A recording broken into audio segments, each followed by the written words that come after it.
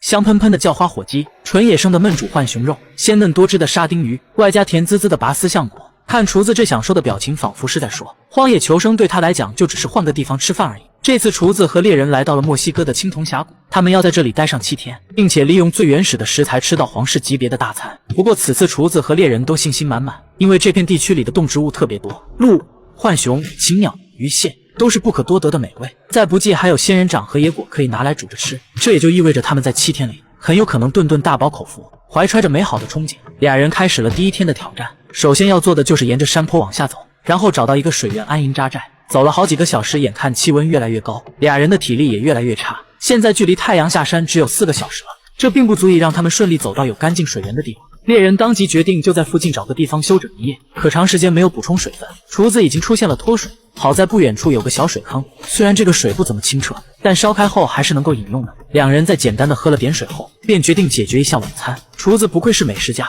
在发现食材这件事上可真不是盖的。没一会儿他就找到了一颗龙舌兰，这也成为了俩人的晚餐。不过龙舌兰是有毒的植物，只有煮熟后才能分解里面的化学物质。可当猎人吃进嘴里后，立马感觉有点不对劲。厨子见状尝了一口，味道果然十分上头。没过一会，猎人有了反应，开始浑身难受，上吐下泻。等到晚上气温骤降，俩人冻得根本睡不着，厨子不得不用布条裹住脑袋，防止自己的皮肤被冻伤。第2天，猎人感觉十分难受，这一看就是昨天龙舌兰导致的。厨子一脸心疼地看着猎人，决定要做点什么。他找来了富含维生素的松针，打算为猎人煮一锅松针茶。等一杯热腾腾的松针茶下肚后，猎人的精神状况立马有了好转。2天没吃上像样的东西，他要出去找些食物。可转悠了大半天后，猎人依旧稳定发挥，两手空空的回来了。厨子看着猎人并没有感到失望，因为他知道猎人不在状态。不过好在树林里有很多掉落的橡果，这东西不仅很香，而且热量很高，是补充体力的绝佳食物。回到营地后，厨子开始生火做饭。炒熟的橡果闻起来很香，但这还没完。此次厨子带来了糖、醋、盐3种调料。他先把糖加热制成糖浆，然后倒入橡果搅拌均匀。很快，1道拔丝橡果就烹饪完成了。看这拉丝程度，谁看了不流口水啊？俩人将其中一部分分食后，其余的则是留着以备不时之需。第3天一早，俩人很有仪式感地煮了个橡果早茶。等全身都暖和起来后，厨子和猎人再次信心满满地出发了。有了拔丝橡果的支撑，俩人很快就找到了干净的水源，这就是他们梦想开始的地方。能不能吃上皇室大餐，全指望这里。你见过拿蝎子当做诱饵钓鱼的吗？此刻满脑子都是皇室大餐的厨子猎人，经过前3天饿肚子后，对于食物的渴望达到了顶点。俩人对于此次钓鱼也是势在必得。猎人砍下一截树枝做鱼竿，随后俩人又开始到处翻找钓鱼的诱饵。不一会儿，猎人就在石头下翻出了到处游走的蝎子。在绑好诱饵后，俩人便满怀期待地开始钓鱼，脑海中还幻想着鱼儿争先恐后吃食的场景，而现实则是一次又一次的甩竿和失败。很快，猎人就发现了问题所在，由于树枝太软，而且杆子较短，根本无法当作鱼竿。一顿折腾后，猎人只好放弃鱼竿，改用小铅锤。看着不断折腾的猎人，厨子觉得不能将所有希望都放在他身上，于是独自出门寻找食物。不愧是自带锦鲤体质的厨子，还没走2步就发现了墨西哥辣椒。另一边，猎人还在不停地尝试钓鱼。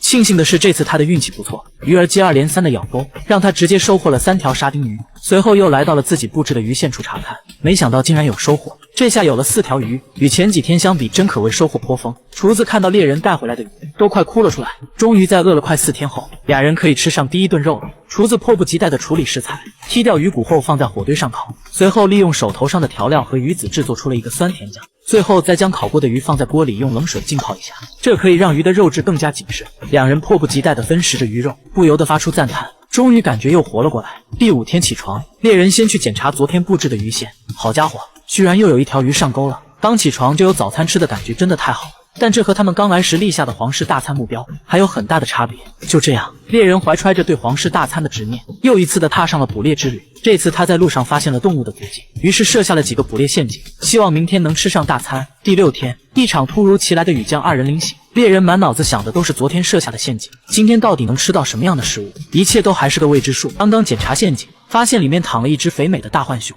这使他十分兴奋，终于可以吃上大餐了。在回去的路上，猎人又有了意外的收获，这是一棵野生的辣椒树，他要整棵打包带给厨子。当他将辣椒树和浣熊扔给厨子时，厨子高兴的差点蹦起来。这一次，他们选择用朴素的方式来烹饪高端食材，先把处理好的肉放入锅中，然后加入辣椒调味，最后盖上锅盖，大火炖煮个2个小时。趁着空闲，厨子打算游个泳来犒劳一下自己，可悠闲的游泳让他忘记了时间。等到猎人回来时，看到铁锅里冒出了浓浓的黑烟，当打开锅盖后，好家伙，美味的浣熊肉全部变成了木炭。而厨子此时刚沐浴完，正准备回来享用美食，结果看到了一锅烧焦的肉，直接傻了眼。这简直是对他厨师生涯最大的侮辱。但在野外的艰苦条件下，即使是烧焦的肉也不能浪费。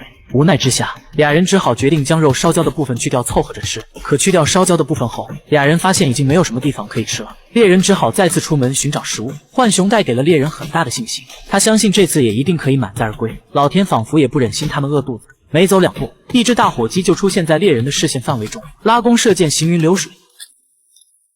夜晚，猎人带着火鸡回到了营地。厨子看到食物再次绽放出笑容，这次他决定将功补过，做个叫花火鸡。先在地上挖个1米深的坑，然后升起火堆，垫上石头，放入腌制好的火鸡肉，接着用龙舌兰的叶子盖住锅口，保证水分不流失，最后埋上沙子烘烤1晚上。明早就有美味的叫花火鸡吃了。等到天亮，俩人扒开沙子，能不能吃上皇室级别的大餐就看这次了。等掀开龙舌兰的叶子后，一股肉香扑鼻而来。经过一夜的焖煮，火鸡肉锁住了水分的同时，又保留了鲜嫩的口感。猎人咬上一口，连连点头，对厨子的厨艺再次表示了认可。就这样，在经历了7天的波折后，他们终于吃到了一顿真正意义上的大餐。